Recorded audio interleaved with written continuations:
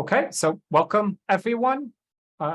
Today we have David Clarke, who is a principal member of technical staff for computer architecture at AMD, where he works on defining the AI engine. He received a bachelor's degree in computational physics from Trinity College Dublin and a PhD in high-performance heterogeneous computing from, I believe, University College Dublin. He joined Xilinx Research Labs in 2004 and then moved to AMD when Xilinx was acquired. He's done a lot of work on defining the AI engine architecture, and it's great to have him here talking about it. And with that, David, please go ahead. Thanks very much, and good to be talking to everyone today. There we go. I think I can skip the introduction on myself, but maybe what I'm going to talk about today is the AI engine architecture. So I'm on the architecture team, so I'll mostly focus on architectural features as opposed to, say, the programming model and so forth. And especially at the array level, how, say, data movement and synchronization takes place. And I'm going to focus on the second generation, which is known as AIE-ML. And then I'm going to look at more specifically, say, a use case mapping of a machine learning, say, a CNN or a machine learning application similar to that, how that would map to the array architecture. And then just finish with a bit of insight into the architecture team, who we are and what we're doing, and then have time for questions at the end.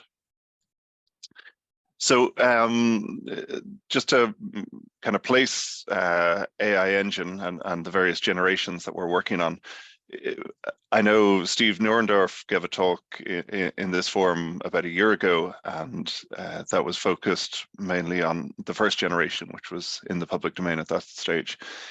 Now we've released and we've engineering samples for the second generation, and the architecture specification has been published publicly for that second generation. So I can go into much more detail on that architecture. So first generation was designed both for wireless 5G deployment and also machine learning. And then second generation is more finely optimized for machine learning with some additional features. And then we do have an upcoming announcement next quarter in partnership, AIE as part of an AMD classic device in a embedded client, which will be the classic APU, which would have the CPU and the GPU in a laptop, and a future device will have AIE. That's been launched next quarter, and maybe that's about the extent that I can say at this point in time. But it's a really exciting development for the architecture. And then we have a long roadmap of future generations under active development. But for today, I'm going to talk about second generation AI/ML. So the Xilinx Versal architecture, it was the 7 nanometer, so it follows on from UltraScale and UltraScale Plus, which were the 20 and 16 nanometer, and a very significant addition to the portfolio provided by Xilinx. So, and it's truly a heterogeneous compute platform. As part of it, we have the AI engines. Then there's also programmable logic. There's a processing subsystem which has ARM A72 cores and or 5 cores for real-time processing, and then also dedicated video decode units. And then it's a full system on chip, so it has a software programmable hardened NoC or network on chip, connecting all these heterogeneous blocks together in a unified way, and then dedicated blocks for platform management for boot and handling interrupts and so forth, and then dedicated hardened interrupts like PCI Express, DDR, analog to digital conversions. And so both, say, first generation and second generation AI engines sit as part as blocks within this architecture in various versions of the device. So the architectures that the applications that this architecture targets is, machine learning, but in a whole host of applications like automotive, industrial, medical, vision and smart city, and aerospace and defense. And I'm going to show maybe in a bit more detail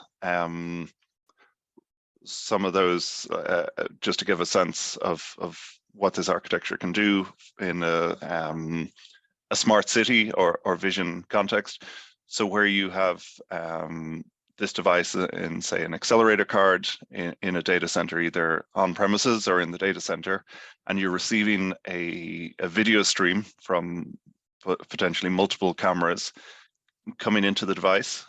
We then enter, and the hardened video decode unit gets you the image frames from that. Then there can be a video scaler and in the programmable logic, and then that image enters into the AIE, where it can do a number of, say, machine learning networks like YOLO to do object detection, and then the video scaler can perform more work, and then we can do classification on the areas of interest within that image, and then decision-making process can happen on the ARM core.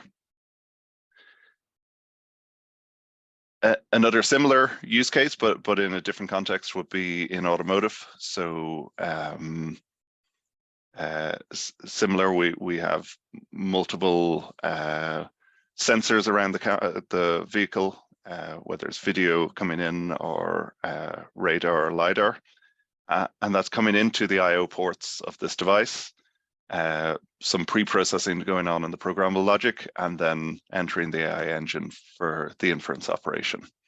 And then on this, the OR5, the real-time processors working in lockstep can then do decision making, like applying the brakes if say a person or a bike is suddenly in front of the car. So this is some of the use cases of AI engine.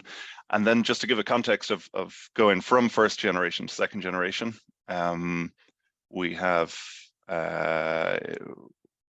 where first generation was very much wireless 5G plus machine learning, then second generation machine learning inference focus. So one of the additions is adding bfloat16 data type as part of the vector core, and doubling the int8 performance and adding int4. So we get 512 multiply accumulate operations every single cycle and every tile for int4 by int8 type operations. We double the local memory to 64 kilobytes, and then about the same bandwidth from the device. We support sparsity, and then also dedicated memory tiles, which I'll go into a good bit more detail later in this talk, where multiple tiles within the array, each 512 kilobytes, providing more on-chip memory and allowing us to speed up and increase the efficiency of inference on the array. So previous picture, the Versal device was say a marketing picture. This is more a low-level block diagram, and we walk through it bit by bit to get a sense of what's supported. So starting from the bottom, we've the platform management and the processor subsystem, which contain the ARM cores, and either DDR or HBM interfaces. Then with programmable logic, and it's all connected together by the network on chip.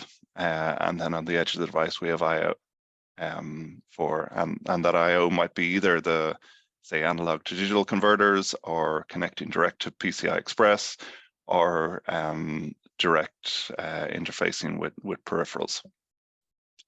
And then we come to the AIE array, and there's three main flavors of tiles. There's the compute tile, there in green, and where each one of those tiles contains an AIE core. And if we walk through the main components within those tiles, so the center of the tile is the core, and then to feed that we have the program memory, which will have the instructions, 64 kilobytes of data memory, and then for moving data we've dedicated DMA engines.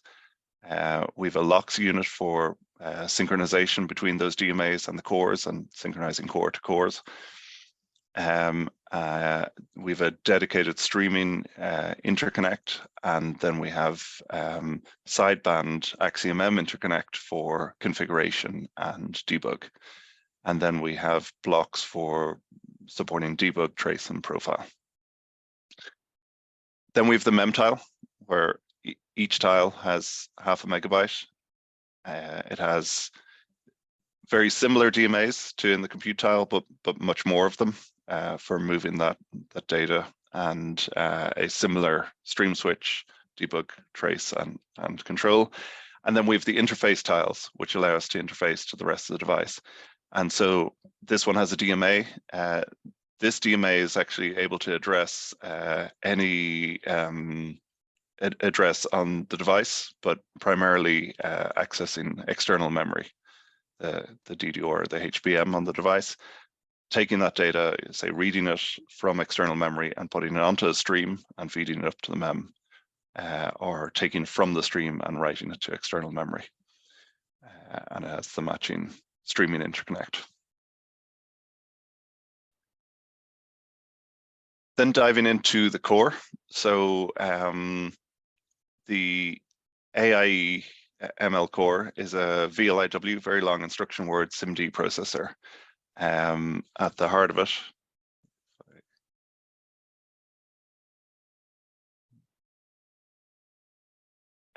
we have our vector unit, which does both fixed point and floating point vector operations. And so in every cycle, it's capable of doing 512 multiply accumulate for int 8 by int 4 data type. And so if we're clocked at 1.25 gigahertz, that's giving us 1.3 tops per tile. We also have a 32-bit RISC scalar unit. And then we have 2 loads and 1 store. Sorry, I see a typo there. We've load A, load B, and store unit. And then we have our memory interface.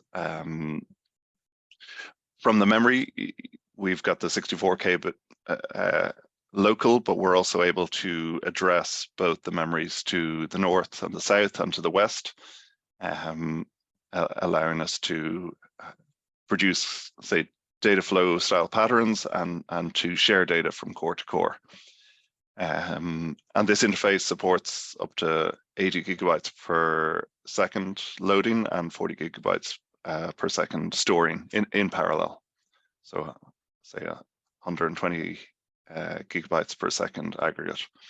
And then we have a hardware lock unit interface so that the core can participate in the lock actions. We have the ability to read directly to and from the stream. And also there's a streaming cascade interface where one core can send partial accumulation results to the neighboring core, and then signals for event and trace. And then we also have an interface where the core itself can update local registers, like configuring the stream switch or configuring its local DMA engine buffer descriptors. It's a highly parallel architecture. So we've got outside of this, we've got the parallelism of having many of these tiles. We can make array with as many as 8 of these tiles, or we've got ones where there's 400 tiles in a single array. So we've parallels them in that direction. And then we've got within each core, we've got the very long instruction word, which on AIEML supports up to 6 operations in a single instruction. So operating these various functional units concurrently. And then we have instruction pipelining, where we have up to 8 stages, where we're in pipeline fashion, we're performing our load, multiply, store pipeline, so that we're able to hit on the inner loop of our applications a multiply accumulate operation every cycle. And then finally, just on the data types, we've fixed point, floating point, int8, FP32, bfloat16, cn16, and many more.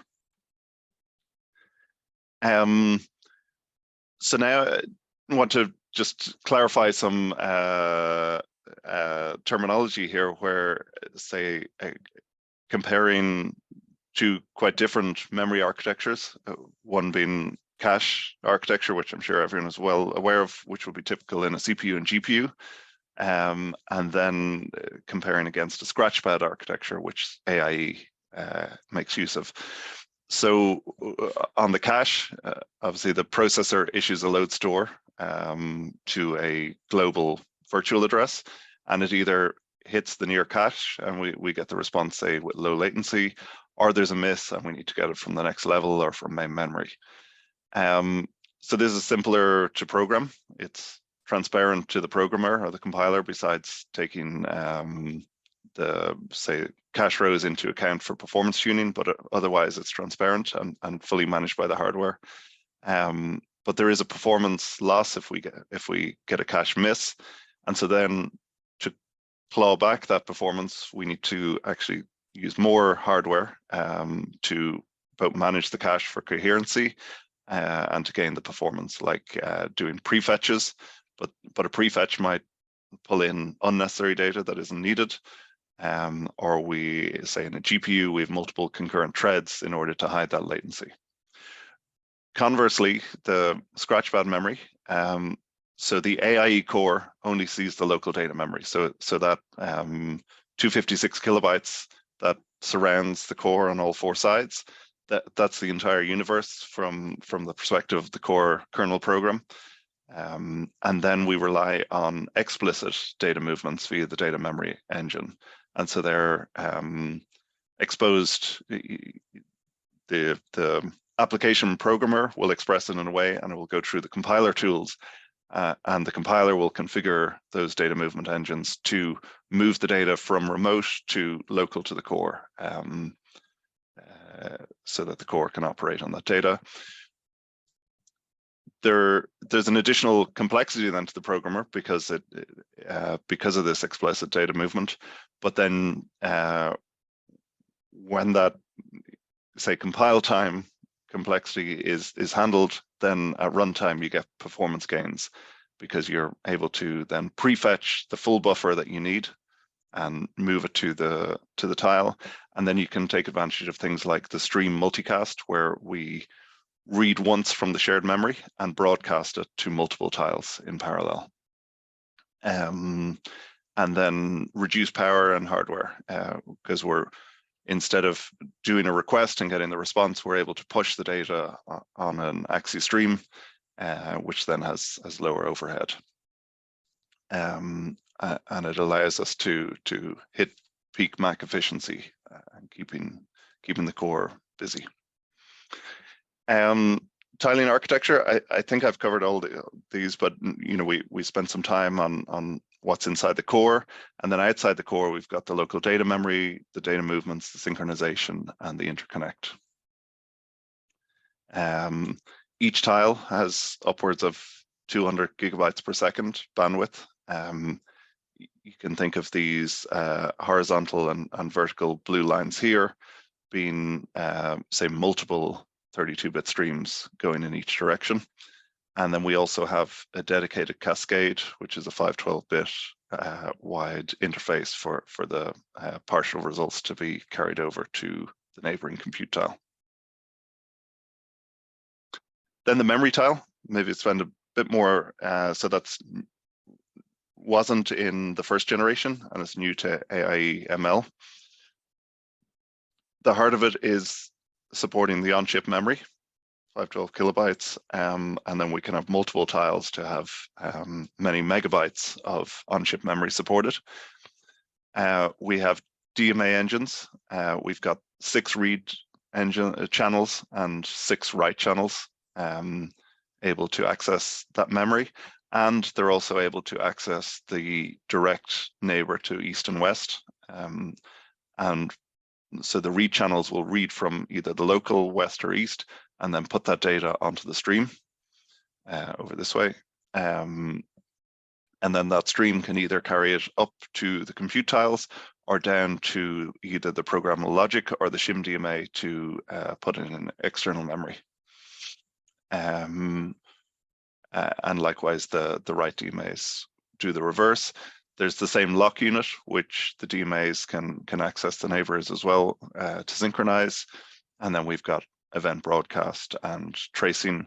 And then this purple here is our AxiomM control configuration path for orchestrating and controlling those DMAs. In terms of bandwidth, there's a heap of bandwidth on those banks, up to 320 gigabytes per second.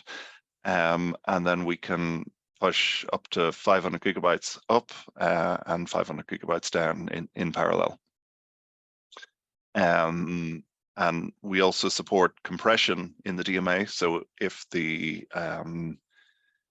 data has significant number of zeros, maybe because of machine learning ReLU operation introducing zeros, they can get compressed away. So we can actually, that's a way of using that bandwidth from the memory, and we compress it as we put it onto the stream. And then when it arrives at the destination, it's decompressed back into the, say, the tile local data memory. So then in terms of data flow, we have a lot of flexibility on how we do the arithmetic operations on the architecture. And so say we're doing a matrix operation where we get a single matrix C out. When the problem is composed like this, we can map it to the architecture such that we have A0 and B0, and then that partial result push to the neighbor, and then we're multiplying A1 and B1, and accumulating that on top of that partial result, and so forth, till we get to the end of the chain, and then we've got the complete submatrix C. And then we can scale in the other dimension where we split out and we get multiple partial results and multiple chains. And this is where you see we can have the broadcast. In this figure here, the weights are being broadcast, where both the say the bottom tile here on the left and the bottom tile on the right is being fed with the same weight data. So we're using a single stream, we're reading it right once from the shared memory, but we're pushing it to both of those tiles, and that allows us to complete this operation. And maybe to highlight that these are just 2 examples of many ways that you can map your problem onto this flexible architecture. Then in terms of data flow styles, on the left-hand side, we have data flow style, which is depending on the characteristics of the application. And one good example might be a wireless radio chain, where you unroll your application in space. So on our first tile, we're doing the first kernel, and then we get the result of that kernel, and then we pass it to the next tile. We do the next, and this kernel might be applying, say, a FIR filter. We might have multiple FIR filters and then a digital pre-distortion operation. If in order to hit our real-time signal processing demands, we might need to split a single kernel across multiple tiles, and we can do that with the accumulator cascade, and then we get our result. So think of that as a data flow style. There's then turning it inside out, we have a completely different style where we unfold the application in time. And so we get all our processing elements, as in our AIE tiles, working on one subkernel at a time. We get an intermediate result, and then we reuse all the processing elements to work on the next part of the application, and finally getting a result. And then we can also get the hybrid of the two, which we call coarse-grained data flow, where you perform what's here on the right-hand side for one part of your application, and then you cascade your result onto then another part of the array for further calculation. And so you can mix and match these styles. In general, for machine learning, this right-hand side approach is optimal, and it really depends on the dimensions and the number of parameters in your application. If you had a very small machine learning application with a small number of, say, weights, and you had, say, low batch size and low latency requirements, then also a data flow style result style mapping would be best. Whereas if you have many weights in your model and big long networks, then this style is best suited, because you can keep folding in time until you complete your application. So now I want to kind of show a bit more detail how we do this memory copy, because up until now it's quite high level. So just going down a layer, so we have our source buffer sitting in a memory tile here on the left hand side, and as part of the application I want to do a memory copy to these two compute tiles on the right side, and I'm going to send in the same data to both of them. So this is where we bring in our streaming interconnect to make the connection between, and then we use a DMA. So this is MM2S, so memory to stream, and then on the right hand side we have a stream to memory DMAs to put it in. So this red arrow is a memory read interface, so it's issuing the address and getting the data back, and then it's pushing it onto this blue arrow here, which is a stream port. Then we go into the streaming interconnect, so where each block is, say, representing the stream switch on each tile, and this is a programmable streaming interconnect. So we actually program registers in each of the tiles that sit between the two to configure the route that we want.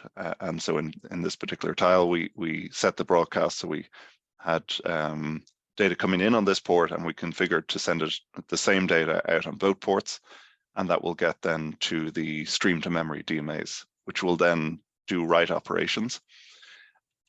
And the way we describe to these DMA engines what to read and how to put the data onto the stream, we program a buffer descriptor, BD for short, and there's many parameters in there, but to get a sense, say there's the base address, there's the transfer length, there's the hardware lock that I should use for acquiring. Before I read the data, I need to acquire a lock, and after I finish reading it, then I release a lock, and so forth. And we also have parameters for doing multi-dimensional transforms of that data. And likewise, we enqueue BDs on the receiving side. So a memory copy has both a buffer descriptor on the source side and a buffer descriptor on the destination side. Then we can, at a later time, use this same DMA channel to do a copy, say, to external memory. And we also have programmed, say, our stream switch with this path. And we've got, say, a different source buffer with a different buffer descriptor to describe that. We put it onto the stream, and then we send it to SIMD DMA, or the interface DMA, which will then put it onto the NOC over AxiomM, standard AxiomM format, and that will write it to external memory. And likewise for the reverse path to pull in a buffer from external into either the local or direct to the tile memory.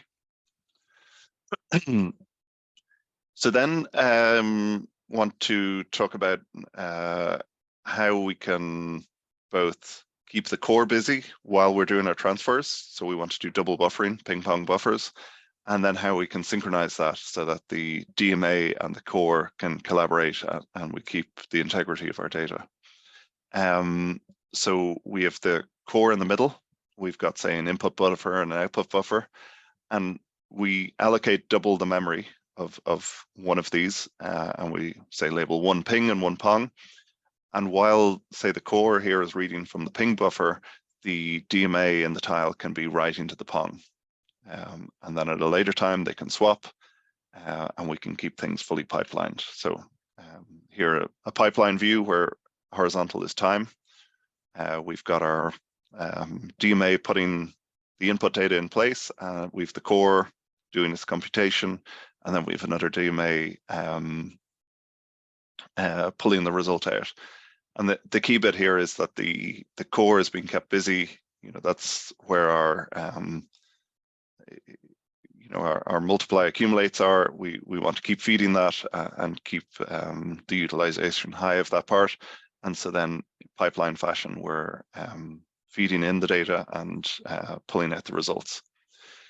But it's critical that, say, the core doesn't start reading from a buffer before it's complete, or that the DMA doesn't start overwriting the buffer before the core is finished with it. And so that's where the lock unit comes in. In the AI/ML architecture, we have semaphore locks. And so we can do this with a pair of locks. We label one, say, the producer lock, and the other a consumer lock. We initialize it to 2 because it's ping and pong.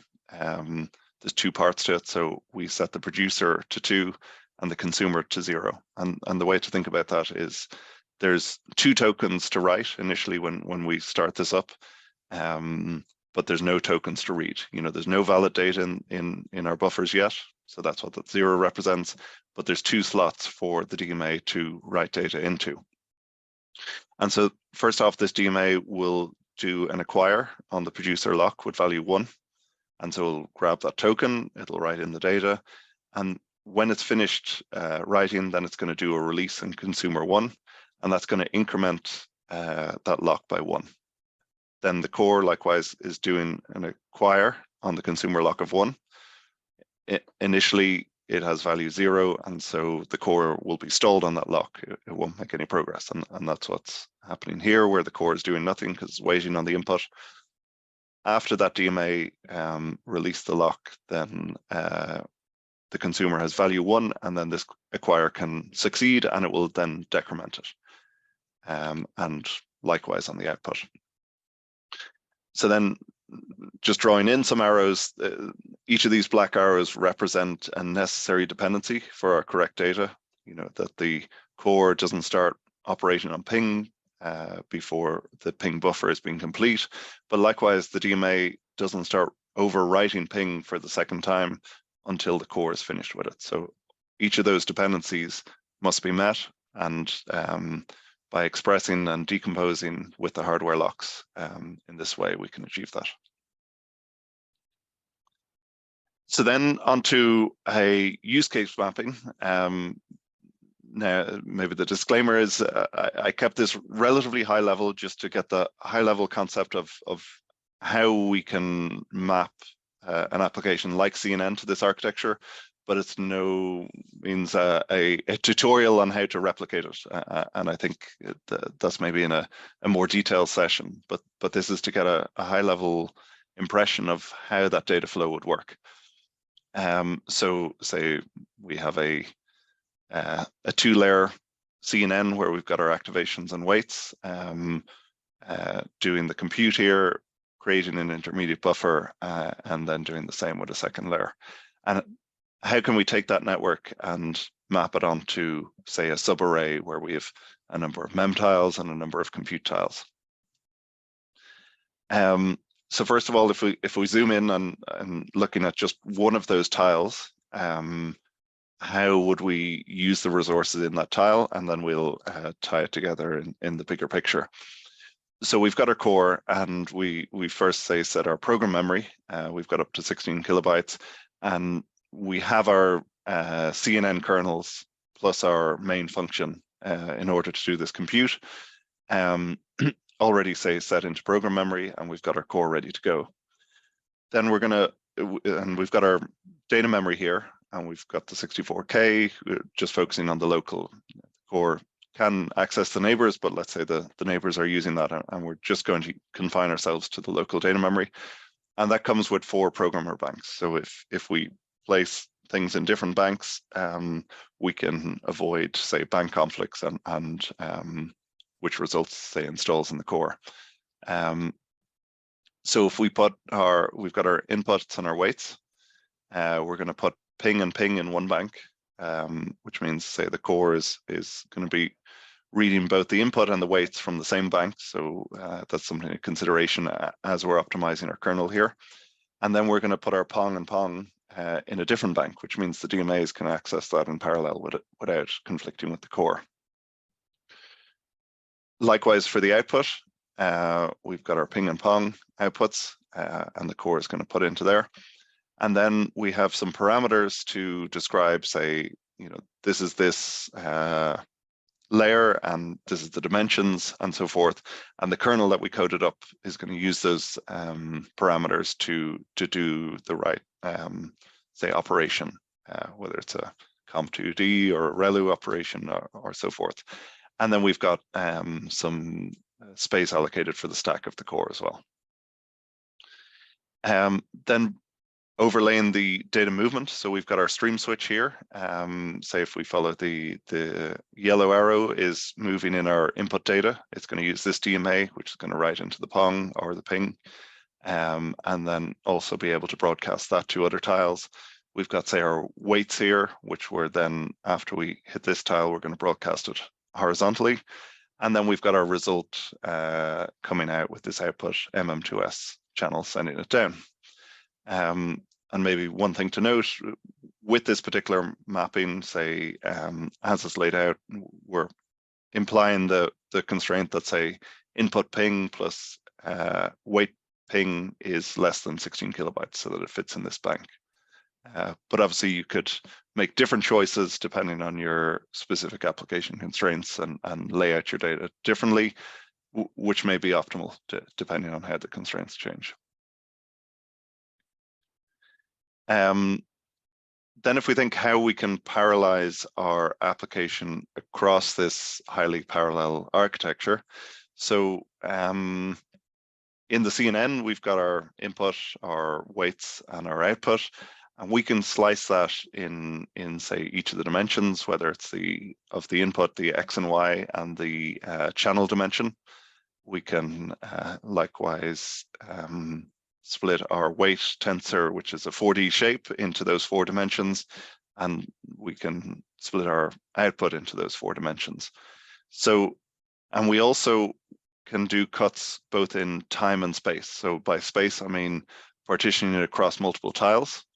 And then in space, in time, by doing time iteration. So time iteration as in we load 2 inputs and get a partial result from a compute tile, and then we do that again. So each one of those would be time iterations until we've finished our, say, layer of that network, and then move on to the next layer.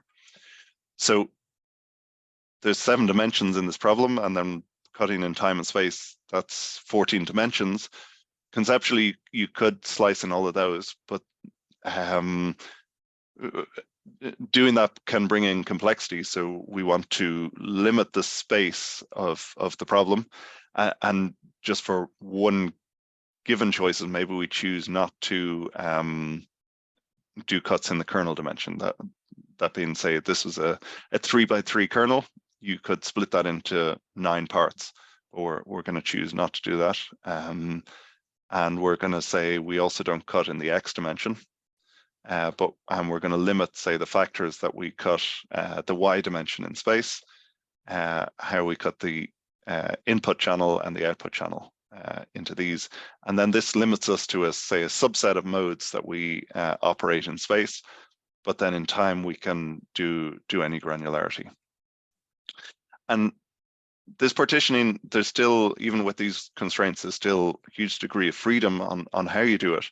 But one, you need to adhere to the various constraints, like from the previous slide, you need your input ping and input weights to be less than 16 kilobytes. So if you cut it in a certain way, you could end up with say a time iteration that requires 100 kilobytes local to the tile, but our mapping doesn't support that. So that constraint has to be taken into account, and likewise the other cuts. And then it's important to balance the compute cycles and the transfer cycles. Say a poor partitioning may require that you send, say, all of the weight tensor to all of the tiles, because if you didn't do any cuts in the weight dimensions, but you say did all of your cuts in the Y dimension, that would then mean that this full weight tensor would have to go to every tile, and you would then be stream-bound and have many time iterations, and your multiply, accumulate efficiency would be quite low, whereas a different partitioning that balances those it will produce optimal. And so, say internally, we have in the architecture team, we've optimizer to solve this problem, and then in the say AMD production tools as well, there's for certain space of applications, there's optimizers that are solving for this as well. That's just to give us a sense of the degrees of freedom of the problem you need to solve. And so then, what that would look like when we get a certain cutting. So down here, say in the mem tile, this orange yellow shape here is representing our, say, input intermediate tensor, and the red one being an output intermediate tensor. We're going to use, say, just to illustrate that, say this subvolume of our tensor, we want to get to broadcast to these two tiles. So we're going to use a mem tile, MM2S. We're going to put it onto the stream, and then it's going to hit a tile S2MM. And leveraging that broadcast that I showed earlier. And we maybe have 4 channels in our mem dedicated to this movement. So, each one is maybe giving us 5 gigabytes per second. So, within this column, we're getting 20 gigabytes per second of movement of this data to our tiles. And then it's hitting all 8, and then we can replicate that 4 times, and then we've moved, say, based on that partitioning, we've moved all the necessary data. But obviously, as we look at this, this isn't a linear reading of the data that is in the mem tile. It's a say 3D shape out of a larger 3D shape.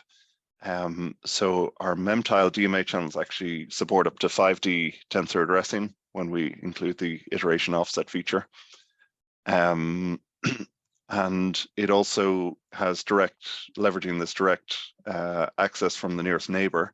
So maybe as it's drawn there, that red box is starting to creep over into my neighboring mem tile units over, say, the line behind, but that DMA is able to reach across and pull that data and push it onto the stream, so we get it to where it needs to go. Then looking at the output, maybe depending on how we cut the compute, we might have results, say subvolume results in each of these 4 tiles, and then we need to push it down on the stream. Now, maybe we don't have the streaming resources to give 1-to-1 from every tile to the mem tile, and so we want to time multiplex to like TDM multiplexing of this stream. And we do a stream merge operation here. So they both say send asynchronously, but more or less at the same time. One of them will get to the merge point first and send its data down, and then the following data will follow down. And then we have a feature in this DMA that it will see, and there can be non-determinism on which one comes down first, but it will see the header and it will link it up to a buffer descriptor and actually put that data in the right place where it's needed. So that's the out of order feature that's supported there to make that operation easier. And then we also have a need for padding, which I have a dedicated slide on as well. Yeah, and then the stream multicast and merge operations. Just looking at a similar problem, but to really highlight bringing the two concepts of, as I presented before on the cascade, how we use that and how it fits into the bigger picture at the array level. So I've kind of changed the shapes a bit, and instead of before I was slicing maybe in the X dimension, now I'm doing the 4 slices in the input channel dimension.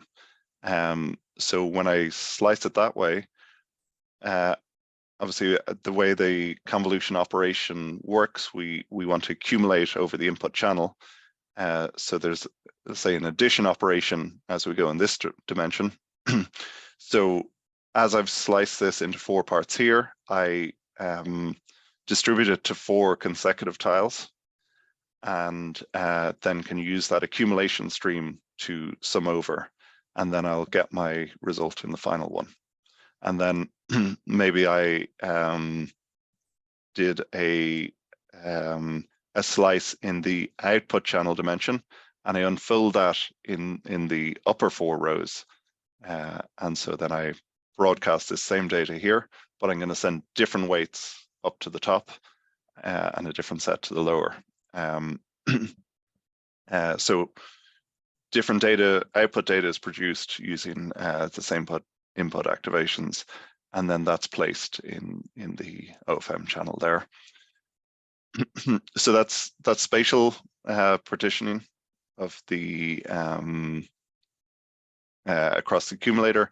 And then temporal is I do one-time iteration. I have a partial result, and then I do another time iteration, and I'm adding on top. So I'm going to have store in an intermediate buffer local to my tile, my intermediate result, and then accumulate on top of it. We support padding in the memtile DMAs. So say especially if it's convolution 3x3 is a perfect example of this, where I have a halo region. And so if the gray box is real value data that's sitting in my memtile, but when I send it to my core to do the 3x3 conv operation, I need this halo region added on. And so we have hardware support to add that. And then also, as I partition this space, maybe you see all of these rectangles are equal sized. By sending an equal sized data to every tile, regardless of what's actually sitting behind on the real value data, I keep my controls simpler. All tiles are doing the same operation, and I'm just padding out that extra parts at the point of the mem tile, and then I have a simplification at the end point of the compute tiles. So it's a simplification of the control and simpler kernels, less program memory usage by just padding it at the point of the mem tile. And so what the stream is doing really is putting, or the DMA is putting onto the stream the outer shape here by inserting 32-bit zeros onto the stream data. So then just pulling all that together, we broke it down. Here's what's going on in the tile. We've got some DMAs in the mem pushing that up, and at the array, it's maybe looking at that. And just briefly on the performance, if we're doing int 8 by int 8, what we're looking at here in this 32 subarray is 20 tops, depending on the frequency. Or if we were doing int 4 by int 8, we would be getting 40 tops here. 120 gigabytes per second bandwidth up and 80 down. So that's 200 gigabytes across that cross-sectional cut, and 4 megabytes in there. Just going to close with two final points then. So that's maybe the end of the technical part. I wanted to shine a bit of light on the architecture team, the architecture team, who we are and the work we do. So we're really sitting kind of in the middle here. We're working very closely with the design and verification team. and then physical design on the hardware side of the house. And then we work closely with the compiler tools, the application teams, the system software, and then with product planning and lighthouse customer engagement. All of this feeds in to the work we do. In terms of our output as a team, I guess the main output would be the architecture specification. We specify the registers for the architecture, and we also create the core model. So the ISA, the HDL, the compiler, and the instruction set simulator for the core we produce. It's an architecture-driven an application-driven architecture. So very much looking at key use cases, both say current and what's on the horizon, and using that to shape next generation architecture definition. So a big part of our team looks at that, how that would map to a candidate architecture, and using that to drive architecture requirements. We do then some validation, some low-level prototyping ahead of when the compiler tools are available. And then we also make an API of the core, and we simulate the architecture in System C, and then supporting and enabling the other teams. So we're a geographically distributed team. There's currently 23 in the team, 17 in Europe. So 10 of us are in Dublin, Ireland. We have 3 in Cambridge in the UK, and then 4 others in Germany and Belgium. And then 5 of our team, and our team lead, Juana Noguera, is based in the US. So we are hiring. We're looking to expand our team. So if that's something you'd be interested in, please get in touch. We both have full-time roles and internships greater than 6 months. So please do reach out, drop me an email if you're even remotely interested and you'd like more information. And then a final plug, there's the HAC, the Heterogeneous Accelerated Compute Cluster. So this is a research initiative across many universities and supported by Xilinx AMD. We have ETH Zurich, as you can see in there. And it's actually a way where if you are interested in getting access in the cloud to AI Engine, this is in an upcoming, I believe it's not there yet, but it's on the roadmap to support this VCK 5000 board as part of this this platform, and you would then be able to say log in and conduct experiments. And to clarify, this is first generation, but I don't doubt then as second generation is fully in production, I'm sure in a future upgrade it will be included as well. So if you are interested in this hack, and if you're interested in actually getting say a copy of this hardware in your research institution, do reach out to the XUP, the AMD Xilinx University Program, and you can make a case for a donation of this hardware. And then also, if you are interested in going a layer deeper than what I've shown today on, say, the programming model for AI Engine, there's these 2 upcoming dates, and you can send me a message or also Xilinx email this address for more details on that. So I think that's it. Thanks for your attention. Have time for questions. Okay. Thank you so much, David. Just before we move to questions, this was the last BCast talk of the year. We'll have more talks next year. Please do check our website for details. And also, this is the last BCast I am hosting. In the new year, you will have a fancy new BCast host, that everything will be just as before.